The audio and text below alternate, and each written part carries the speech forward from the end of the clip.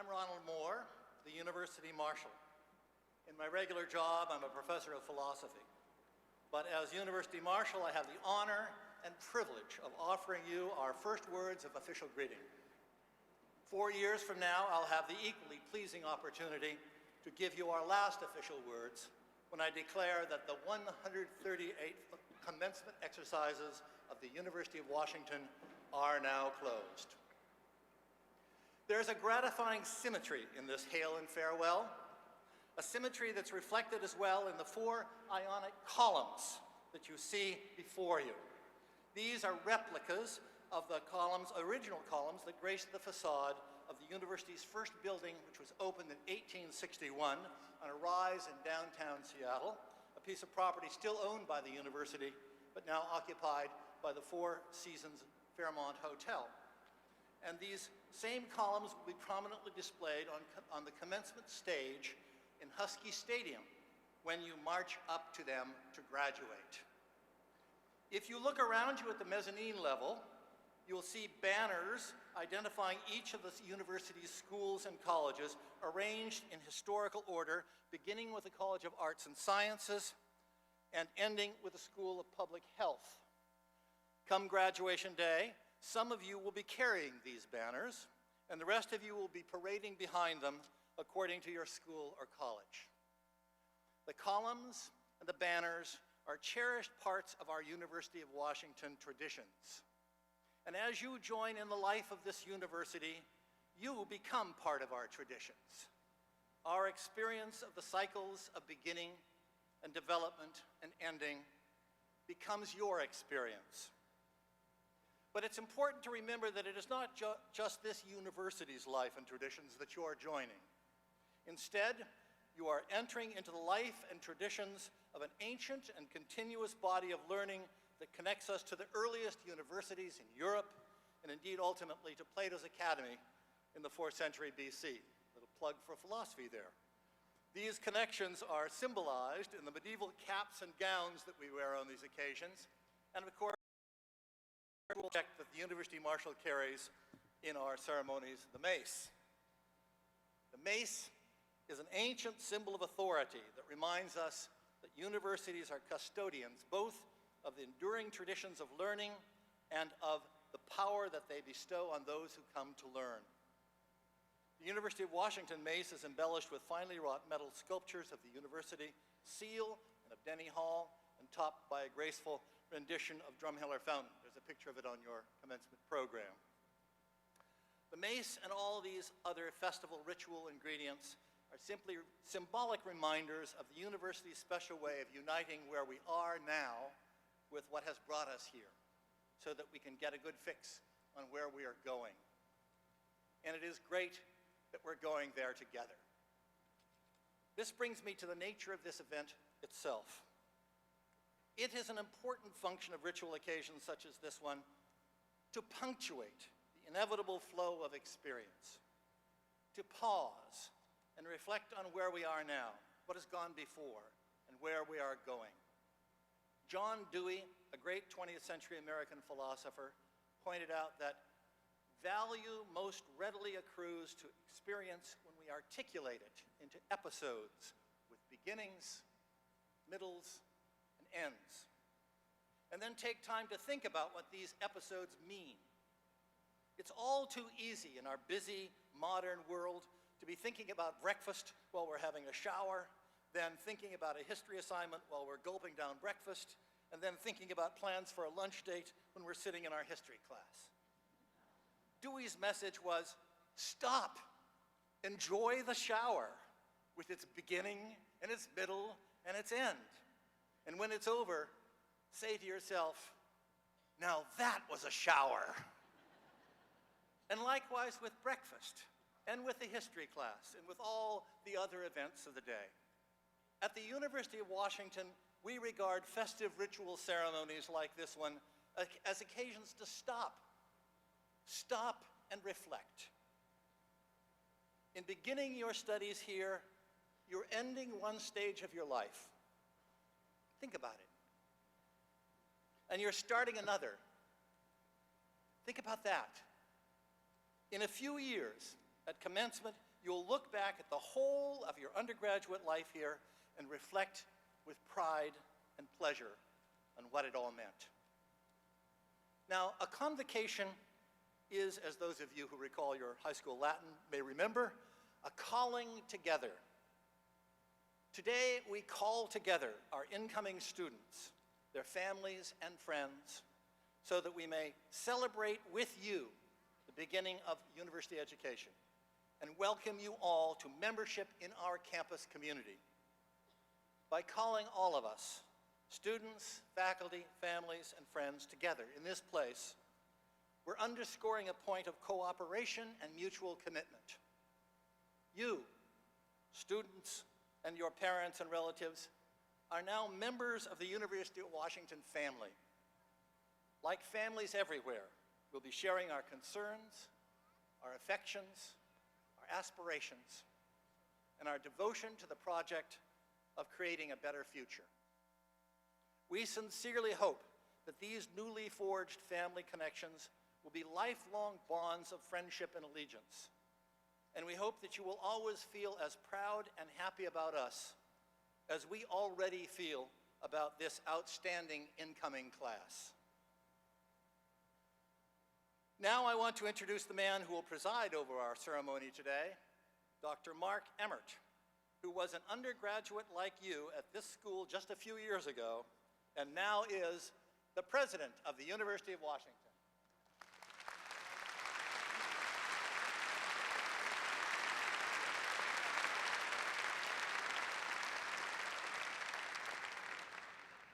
Good morning, and welcome to the 2009 Freshman Convocation. As Marshall Moore marks a marvelous transition point for all of us that are here. For the faculty and staff of the university, it's the beginning of yet another chapter in the history of the university. For the parents that are here, it's a fundamental change in your lifestyles as you see one youngster go off to school and maybe have an empty nest at home, maybe not. But in any event, your home will be quieter when you return to it today. And for the students, it's the beginning of what will be probably the most transformative moments in your entire lives. And for that, we like to pause, as Marshall Moore said, and reflect on those transitions, on what's going on in your life at this particular moment. We know that from our vantage point, a bit of a handoff is going on right now. Parents and family and friends are passing on to us the responsibility of educating, supporting, and nurturing people that they love deeply and care about. People who they have watched grow and develop and who have reached a point in their lives that's produced enormous pride. And for the students, you need to know that those people that are here with you today, those family and friends, they're not really just here so they can go home and take over your bedroom. They're here because they love you, because they care for you, because they are excited about this moment in their lives. To the parents and family and friends that are here, please know this. We take our responsibility very, very seriously when it comes to the education, the support, the nurturing, the safety, the development of these students. It is what we do, it is why we are here, it is what we are focused on every day of our life. We promise you that we will do everything in our power to make these students experience a truly remarkable one. Now, as you also heard, you'll gather again in 4 or 5 or 6 or 7 years, and we'll have a commencement exercise. No, 4. In 4 years, we'll have a commencement exercise. But in between then, a great deal will happen. There will be extraordinary experiences that have life-changing impact on each and every one of you. I know that from my own experience because it happened to me. And this university community is utterly committed to making sure that you are able to take full advantage of that extraordinary experience that's in front of you. You're all excellent students, incredibly capable people, or frankly, you wouldn't be here. We also consider it our responsibility and our purpose to make sure that you can take full advantage of those remarkable talents that you bring here today. We know what you're capable of. We know your background, your skills, your abilities. We want to make sure that when you leave, those abilities have flourished and developed into things that, frankly, right now you can only imagine. We fully expect that when you leave this university, you will leave it a fundamentally changed person. You will understand the world in very different ways. You will understand your role in that world in very different ways. And you will have completely different aspirations than the ones that you have right now. You will have in front of you opportunities to study abroad, to conduct research, to join organizations, to engage in mentorships and fellowships, to do things that you've never even thought you were capable of doing or, frankly, didn't even know existed as opportunities in your life. We want you to explore and experience each and every one of those challenges. And it will be challenging. We have no confusion about the fact that we fully intend to challenge you. You will have to work hard. You will have to press yourself and do things differently, work harder, have more discipline than you've ever had in your life. But at the same time, it will be remarkably rewarding and fun and engaging, and I encourage you to grasp each and every one of those components of the experience. And when you graduate from this wonderful university, you'll also come to realize something about today, this very day. You weren't beginning a four-year experience. You are engaging in a lifelong experience, because as you join this community, the University of Washington community, you become part of a lifetime membership of a community of people that spread not just across the state of Washington or even the United States, but indeed around the world. And you'll be recognized for someone who has, in fact, accomplished something extraordinary in becoming a member of this marvelous academic community. We are very, very proud to have you here. We are very excited to have you as members of our community. So on behalf of the entire University of Washington community, welcome to the University of Washington family, my fellow Huskies. Congratulations on joining us.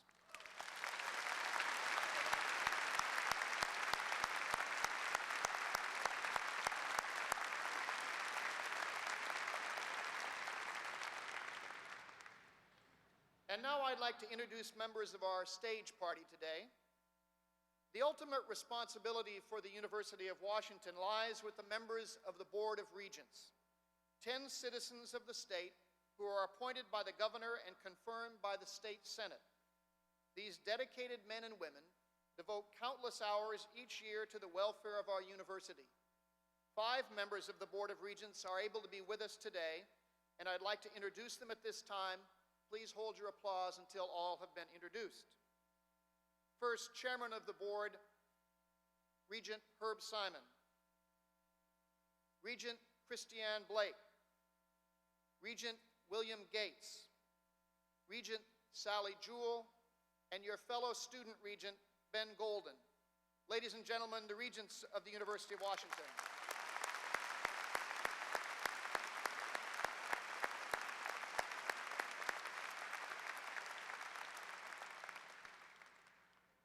Also seated with us on this platform is the provost of the university, Phyllis Wise, whom you will meet in just a moment, and the deans of the university's 17 schools and colleges, the senior administrative leadership of the university, faculty members, and representatives from the student body, faculty senate, the alumni association, and others.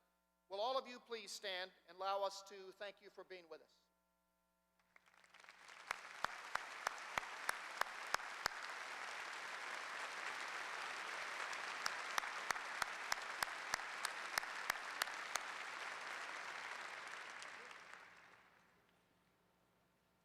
And lastly, I'd like to ask you to please join me in thanking Professor Timothy Saltzman and your fellow students of this fabulous wind ensemble. They haven't had a lot of time to practice since school hasn't started. Please join me in thanking our wonderful wind ensemble and Professor Saltzman.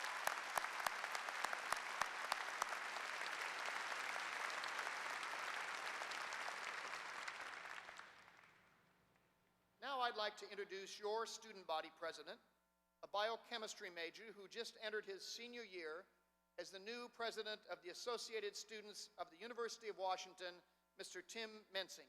Tim?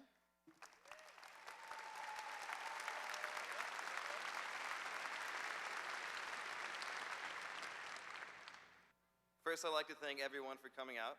This wasn't mandatory, even if that's what your parents told you. And that's okay. Soon enough, you won't have to listen to them so much, but you should. Friends and family will carry you through the good times and bad, so don't lose sight of home. And it's perfectly natural to feel homesick too. I know I did. I missed my friends and family more than I thought I could. But then I found a new home here, quite simply by getting involved. The best advice I have for getting used to this new place is finding what you like and doing it, be it through your resident hall student association, Greek life, clubs, etc. Getting involved will provide friends, and from there, family.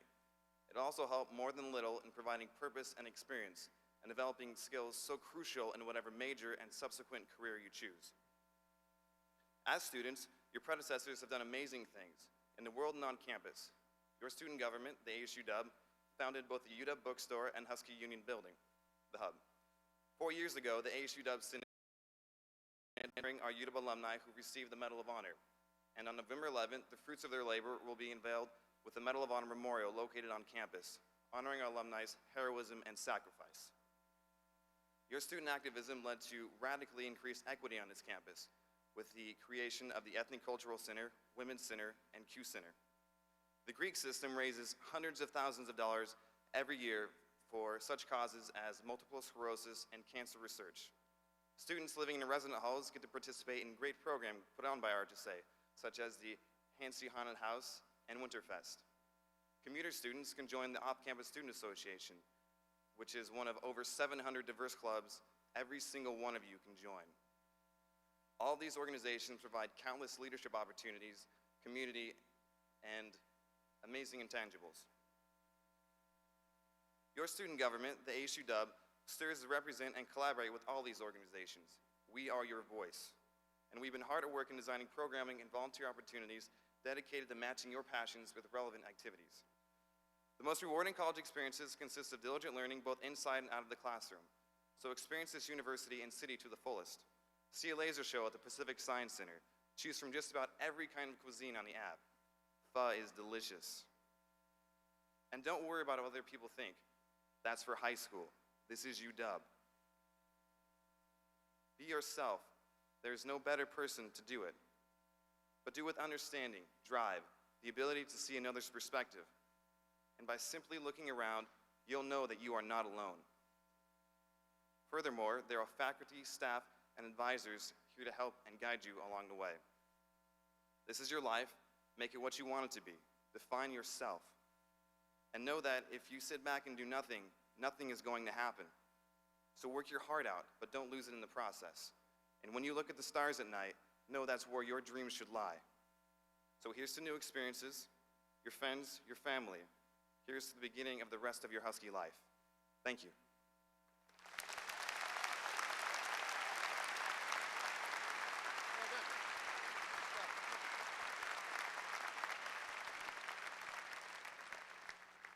Thank you, Tim.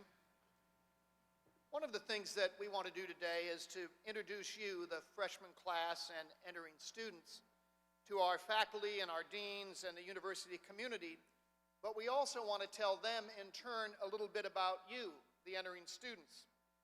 There's probably no one here at the university that knows all of you better than the Dean of our Undergraduate Academic Affairs, Dr. Ed Taylor. Dr. Taylor is a graduate of Gonzaga University and has his PhD from the University of Washington. He's been a member of our faculty of the College of Education since 1994. Please help me in welcoming Ed Taylor.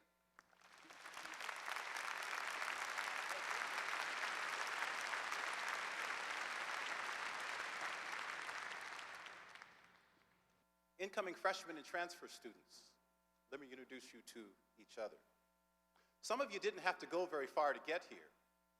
There are 97 of you from Newport High School, some of you from Rainier Beach High School. The Kent Ridge students already found each other. Go ahead and wave your hand. You're already sitting right there together. Right? Be sure to turn around and say hi to that student behind you from Shorewood. Don't mistake him from the students from Shore Crest, because there are quite a few of them here as well. From Skyline High School, we have over 82 students here. I saw one wave. The Roosevelt Rough Riders are here. There are quite a few of you here. Eastlake, 70 students from Eastlake. Bellevue High School, over 70 students. Garfield Bulldogs, I know there's one of them sitting right there. There's a hoop from a Garfield. You are now one with your brothers from Franklin. Those Franklin Quakers and Garfield Bulldogs are together. There's one student here from Republic High School, one from Mabton, one from Mossy Rock, one from Zillow, Washington. You are from Trout Lake, Soap Lake, Kent Lake, Lakeside, Bonnie Lake, Lake Park, Illinois. You're from Yellum. You have a couple of classmates from Forks, Washington. His name's not Edward, and her name is not Bella. Resist the temptation. Don't do the let's go out for a bite tonight. Don't do it. Let's fang out. Just resist the temptation.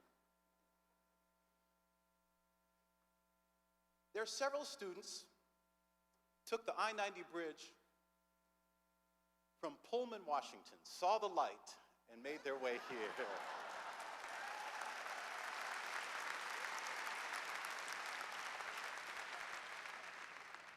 Oh, you're not just from Washington. You're all from all over the state of Washington, urban, rural, tribal communities. Quite a few of you came from Southern California when it came to the last second, and you had a choice. You kicked it with the University of Washington. You bet on the Huskies. You're from Oregon, from Montana, Idaho, Georgia, New York, Arkansas, Hawaii, Alaska, and all over the United States. You are not just from the United States. You're from Bolivia, Bulgaria, China, Egypt, Kuwait, Peru, South Africa. You have a classmate who worked as a beekeeper in a honey house. You have classmates who are proud sons and daughters of Polish immigrants. You have classmates who are grandsons and granddaughters of Tuskegee Airmen. There are ROTC students in your midst who will serve our country. There are fourth and fifth generation Huskies in this room. There are some of you who will be the very first in your family to cross the threshold of a university. We welcome you all here. You are homeschooled, public schooled, private schooled. A couple of you stopped out of school and re-entered school, and you found your way here. You are a diverse and talented class. There's something you all share in common. By the time this is all done, you will have had a transformative experience here, and at the end of the day, you will always and forever be University of Washington Huskies.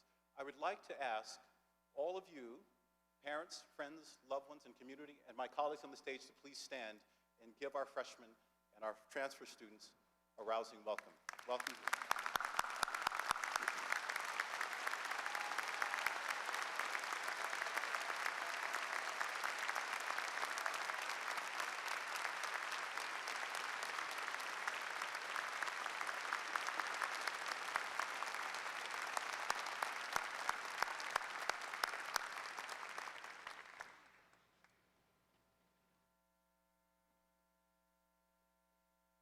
Thank you very much, Dean Taylor. And now we'd like to introduce all of you to another group, and that's the members of the faculty who will be your teachers and your mentors and your colleagues over the next 4 years. They are experts in nearly every imaginable field, and every day they are engaged in research and scholarship that is quite literally changing the world in which we live. The person who knows our faculty best is our university provost, Dr. Phyllis Wise. As provost, it is Dr. Wise's responsibility to serve as the chief academic officer and the person who works most closely with the deans and the faculty to shape your academic experience. Dr. Wise, as well as being our provost, is also a professor of physiology and biophysics and obstetrics and gynecology in the School of Medicine. Please join me in welcoming our provost, Dr. Phyllis Wise. Phyllis?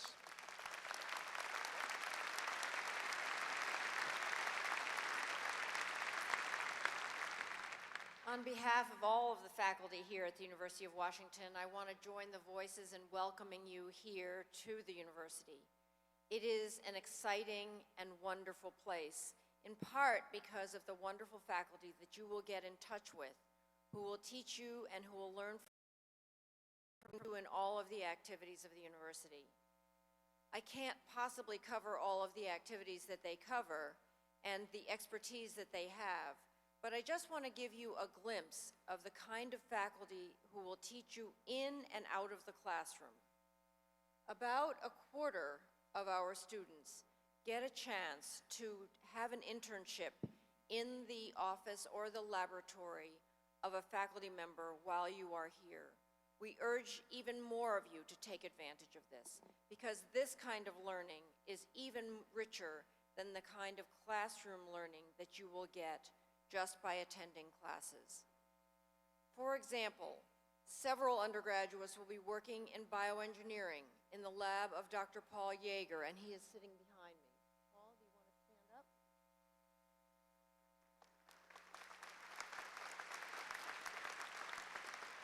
Paul and his group are developing means of bringing modern medical diagnostic techniques in developing nations.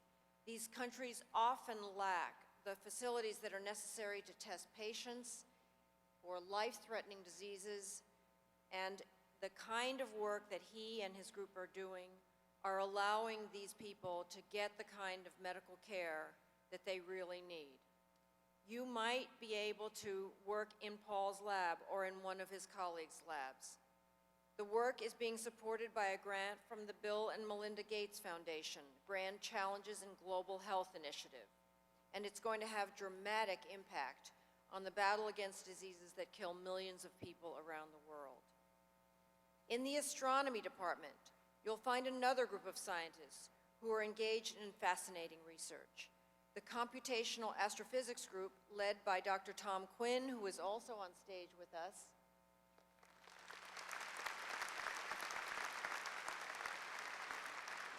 he and his group are using some of the largest computers in the world to study formations of galaxies and the structure of the universe. Several undergraduates have worked with this group understanding how massive black holes can change the appearance of entire galaxies as seen from the Hubble Space Telescope and other NASA facilities. Our galaxy has a black hole in the middle, and this research gives us more information about the structure of the Milky Way. Since 1997, the Center for American Politics and Public Policy has offered year-long research opportunities to arts and sciences undergraduates. The center's Associate Professor of Political Science, John Wilkerson, leads this group. John?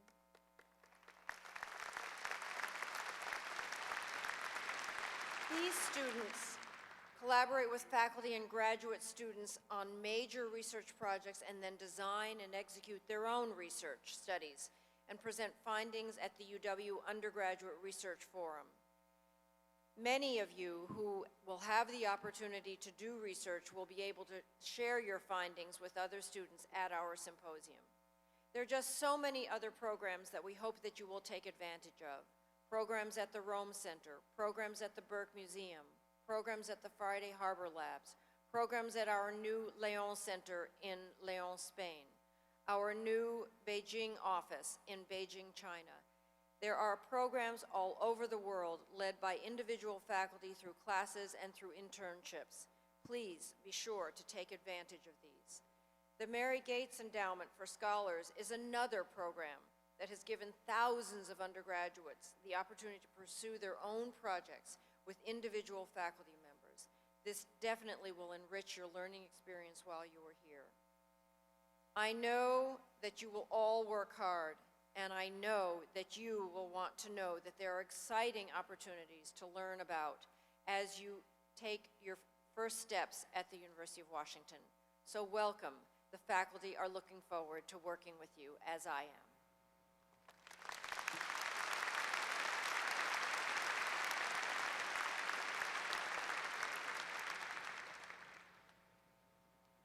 Our speaker is a two-time Pulitzer Prize-winning author and editorial cartoonist and columnist whose instantly recognizable work is syndicated to several hundred newspapers and whose website reportedly receives over 1 million page views a month.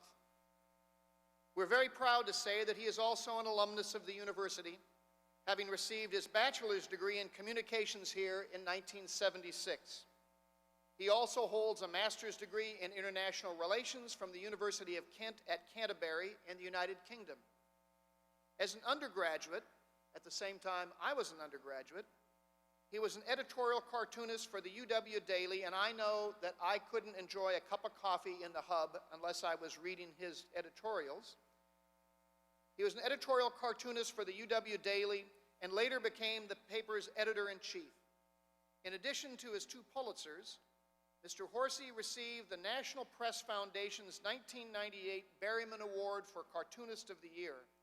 The Society of Professional Journalists have given him a total of 14 first-place regional awards for cartooning, governmental reporting, and spot news reporting, as well as the 1999 Susan Hutchison Bosch Award for Outstanding Achievement in Journalism. He took first place in the 1994 Best of the West Journalism Competition, and in 1995 became the first cartoonist to win the Environmental Media Award. Ladies and gentlemen, please join me in welcoming a fellow Husky, I promoted you, Mr. David Horsey.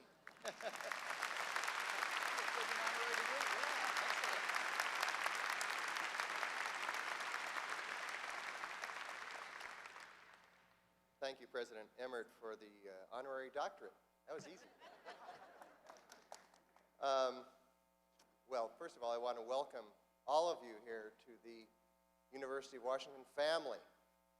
I'm going to talk about family a little bit in my speech today. But first, to the new freshman class in particular, I want to welcome you to your college career. As you know, this is going to be 4 years of fun and freedom before you graduate and move back in with your parents.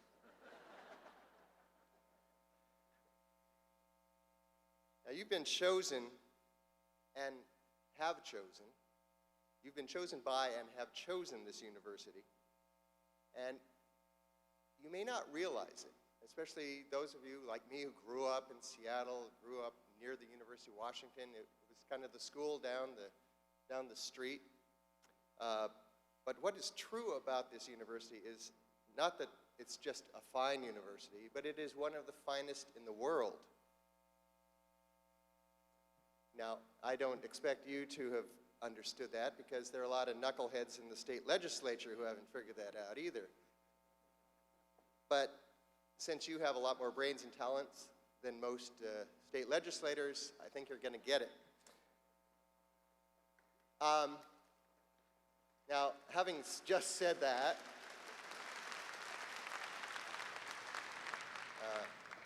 it's obvious that I've made a career out of insulting legislators and making fun of congressmen and picking on presidents of the United States. And it's worked out rather well for me. As President Emmert noted, I've won 2 Pulitzer Prizes for engaging in satire. And as he also noted, for me, it all started here at the University of Washington. But the fact is, I'm just one of many who could say that. Among the graduates of the University of Washington, there are 9 other Pulitzer Prize winners, and I'm happy to say I know 5 of them. Most of them grew up around here.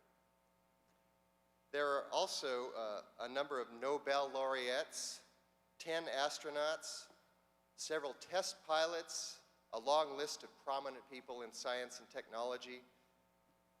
There's a long list of very stellar artists, actors, and authors, including 2 winners of the National Book Award.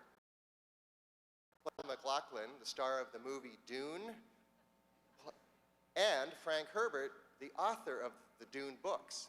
They all went here.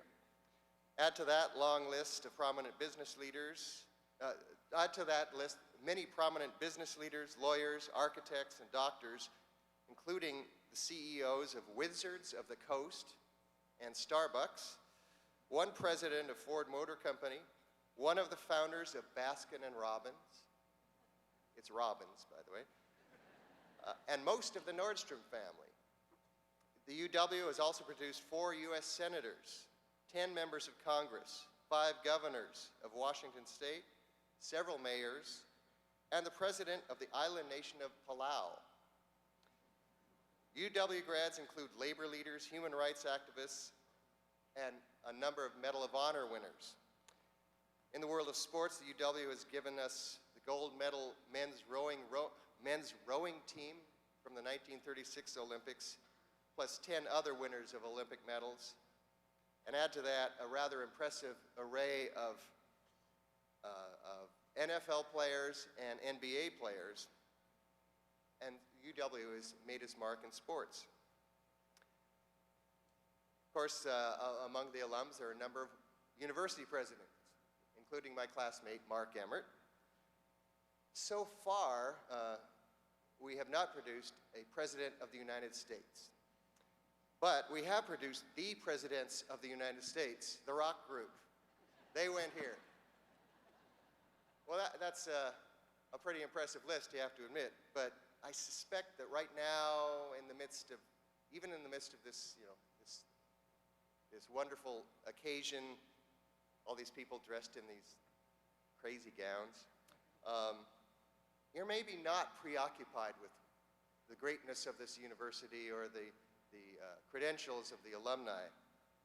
Chances are your mind is wandering to more immediate concerns, such as, where the heck is Schmitz Hall? Or, why doesn't the bookstore have all the books I need for English 101? Or, do the guys in the dorm room across the hall play Halo 24 hours a day?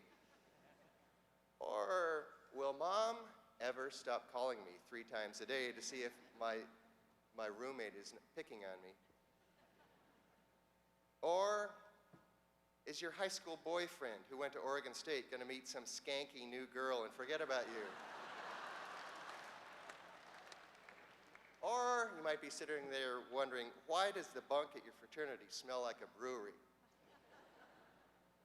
I just want you to know that all those big achievers among the UW alumni started out where you are today and had those same kind of concerns on their minds, because coming here is kind of a big mystery.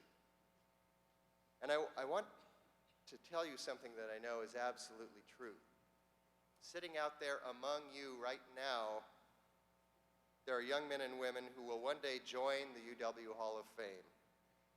Out there, there's probably a future Pulitzer Prize winner, maybe a Nobel recipient, or a movie star, or a senator, or governor, or maybe one of you will be President of the United States. Certainly there are future doctors, lawyers, and business leaders among you that will add to the glory of this university. But there's something else that's also true. Few of you will be doing in 4 years what you think you'll be doing. In fact, not many of you will be finished in 4 years. And some of you won't graduate at all. Now, what I want to say is, that doesn't mean you won't be a success. In fact, graduation is not the only path to success at the University of Washington or any university. College isn't a job training program. It's a life-changing, mind-expanding, expectation-altering experience that will take you places you have never dreamed of. For almost all of you, but likely in unexpected ways. I know this, and the members of my family know this, because all of us sat where you are today. So I want to just tell you 4 quick, very different UW success stories that I know well, because they're the stories of my daughter, my son, my wife, and me. Now, I'll start with my daughter's story because it's the one that's most likely to make your parents feel okay and reassured about what their kid's getting into. My daughter, Darielle, is with me this morning. She's sitting right over there. She was a very good student at Roosevelt High School. Come on, Roosevelt. Cheer. After being accepted at several excellent colleges on the West Coast, she decided she wanted to come here. She lived in a dorm her first year, then she shared apartments near campus for the rest of her years at the university. She majored in French. Was always on the dean's list. Spent a year studying in France and another quarter on a program in India. She added a second major in urban planning and graduated with honors in 2006. She was disciplined enough to study hard, and that gave her plenty of time to have fun and make lots of fantastic friends. Coming into the university, the Dean of the College of Arts and Sciences told Dariel that this university is like a banquet. There is much more here than what is going on in class. So Dariel took that to heart and grabbed every experience she could from the banquet table of college life. And she now works in the Office of International Programs and Exchanges. You might meet her if you decide to study abroad. She's an advisor there. And she's well on her way to a successful career in international education. So that's one story. Pretty good one. The second story is about my son, Daniel. Now, this story will make some of you parents a little more uneasy, but I guarantee you this is also a success story. Daniel went to Roosevelt and entered the university in 2002, the University of Washington. He joined a fraternity and proceeded to party for a year. Some of you may be on that track as well. In the process, he forgot to actually study. That was what you'd call an inadequate academic strategy. So he left the UW and started over at Seattle University. He began to get his life in better focus there, but he still hadn't found a clear path. Then one day, he came to me and his mom and said, "You know what? I love cars, and I want to learn everything about them." Well, Daniel just completed a 2-year program in auto mechanics at Renton Technical College, and this week, like you, he is starting classes here at the University of Washington in math and physics that will prepare him for the top-notch automobile engineering program at Western Washington University. Now, Dan's route to success has been a little more circuitous than Dariel's, and I think that's because when he started, he was probably a lot like a lot of you. He really wasn't quite mature enough to figure out what he had here, and he hadn't figured out what his true passion was. But that's entirely okay. We learn from false starts, and sometimes it takes a lot of searching to find what the future has in store. That's not bad. That's just a different way to success, and it may be the way some of you go. Now, my wife, Nolan, was, like many of you, a transfer student. She came in as a junior from a college in Indiana. She studied very hard. She earned a degree in occupational therapy, but she never worked a day as an occupational therapist. Life intruded in various ways. She married me. That was a big intrusion. She had Dariel and Daniel, but now she's working for the University of Washington in the School of Nursing. It's another success story, but not the one she had planned when she was a student. And I would predict that most of you will find yourselves doing something very different with your lives than what you imagine you'll be doing as you sit there right now.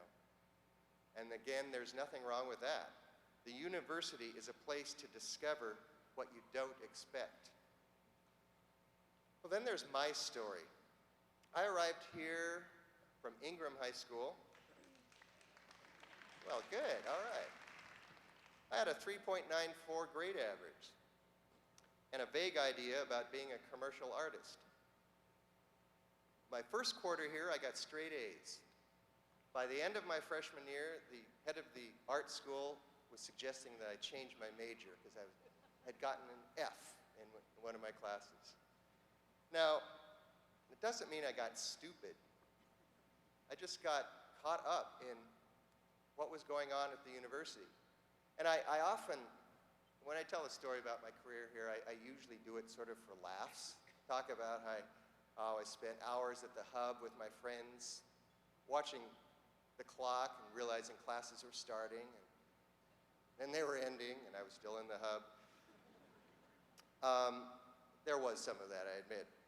But I was thinking this morning that that doesn't tell the whole story, and it doesn't quite describe the university experience. When I was here, the university was engaged in a historic moment. I was in the midst of a revolution in my freshman year. In the spring of my freshman year, there were students gunned down at Kent State University in Ohio, and that sparked protests all over the country. And at the University of Washington, we had students taking over buildings and invading faculty meetings and marching on the freeway. And all of this was amazingly fascinating to me. So it did distract me from going to some of my art classes, which resulted in my F grade, the first one in my life. But I wanted to witness it all. And I didn't realize it at the time, but that was sort of the budding journalist in me. I wasn't really a radical or a protester. I was just a voyeur. And I wanted to see it. I wanted to report on it. I wanted to do cartoons about it. And the University of Washington, through the Daily, provided me with a place to do that. It also provided me with history classes that put all this craziness in context. I actually speak much better than this, but sometimes the words trip out of my mouth. So that's kind of how I got engaged my freshman year with this excitement around me. My sophomore year, working on the Daily, I came to a point where I and several other students, including the new dean of the graduate school, who was a student with me then, we quit the Daily in protest because it had become what one of my friends called a quarterback for the revolution. I started caring about journalistic ethics, that, you told the story straight, not poisoned by politics. And so that became a big theme of my time here, because a university is not just a place to go to class, although that is vitally important. It's also a place that is seething with ideas. It's a place where ideas are tested, debated. Ideas are treated seriously, and even if they're ridiculous ideas, they get examined and thrown out. So my education took place in class and out of class. And by my 5th year here, I was editor of the Daily. Now that was a pivotal experience. It also meant I got a total of 5 credits my 5th year in college. I don't suggest that as a tactic either, but brought me to my 6th year at the University of Washington. I changed my major that year, by the way, to journalism, but having been here quite a while, it brought me to a moment I remember very vividly. I was living with some friends of mine at a house near campus, and one night in the middle of fall quarter of my 6th year, my friend Peter Reiners and I were sitting in my room realizing we were facing academic disaster. We kind of were out of energy, we just weren't inspired anymore as students, and we're trying to figure out how are we ever going to graduate? But Peter remembered that the School of Communications had a 12-credit independent study program. And so by dawn, we came up with a project for that independent study program. And within a week, we were off on the road interviewing editors all over the country about a hot topic at the time in the journalism world, public access to the media. We came back, and we worked like crazy, harder than we'd ever worked at anything, and produced a 200-page study about public access to the media. That project got me 12 credits of A. The next quarter, I did a reporting internship in Olympia, again, thanks to the University of Washington. That spring, I walked down the aisle in this very building and received my diploma. So you can get there, even if it takes some time. Now, I should tell you, this friend of mine, Peter Reinerson, I should tell you what happened to him. He got 12 credits, too, from this independent program, but it took him another 25 years to graduate from the University of Washington. 25 years. Now, that doesn't mean he was an success. In between that time, he began working at the Seattle Times and won a Pulitzer Prize. He wrote a best-selling computer book. He was ghostwriter for Bill Gates' book, The Road Ahead. He started several successful software companies and was a vice president at Microsoft. And then finally, he got his diploma from the University of Washington. So it can take time, but I know with Peter, all of his success had to do with his experiences here. So my message to you today is that there is no single path to that success. But the University of Washington can offer you everything you need for success. A couple of years ago, I starred in a television advertisement for the university in which I came up with what I thought was a pretty clever tagline, and that was, "The University of Washington, it opened up the world for me." Well, that is the journey that all of you begin today. Your path may be straight, or it may be winding. You may move fast, or you might have to restart a few times. But if you take advantage of all the university has to offer, success is virtually a certain thing. Despite the way I did it, going to class is important, but it's not enough, though. You need to get to know your professors, to engage in activities like the daily or intramural sports or campus politics or social groups. Go to the Burke Museum, go to Henry Art Gallery, study abroad, and you can talk to my daughter about that. Do internships, volunteer for research. Do everything you can to drink deeply of the knowledge and the experiences and the opportunities that are available to you right here, right now. Do all of that and do more, and years from now, I know you'll be able to say just what I say today. The University of Washington, it opened up the world for me. Thank you.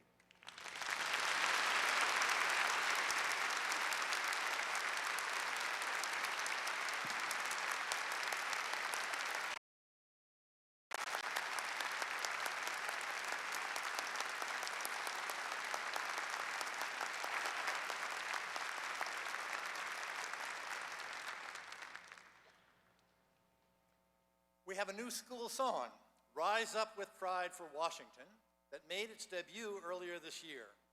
Leading us in song this morning is the University of Washington Glee Club under the direction of Dr. Stephen Demarest.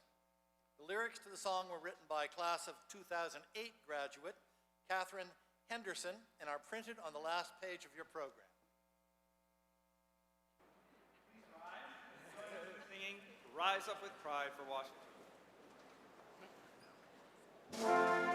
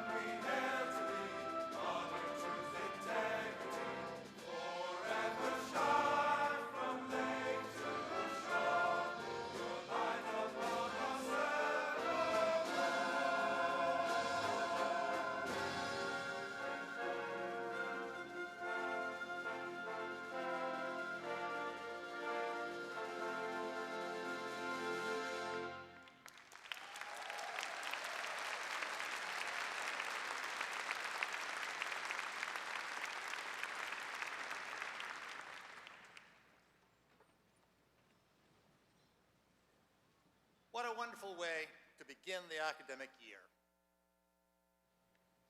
On behalf of the university, I'd like to thank our honored guests and all of you who have made this day so special. The 2009 Freshman Convocation of the University of Washington is now closed.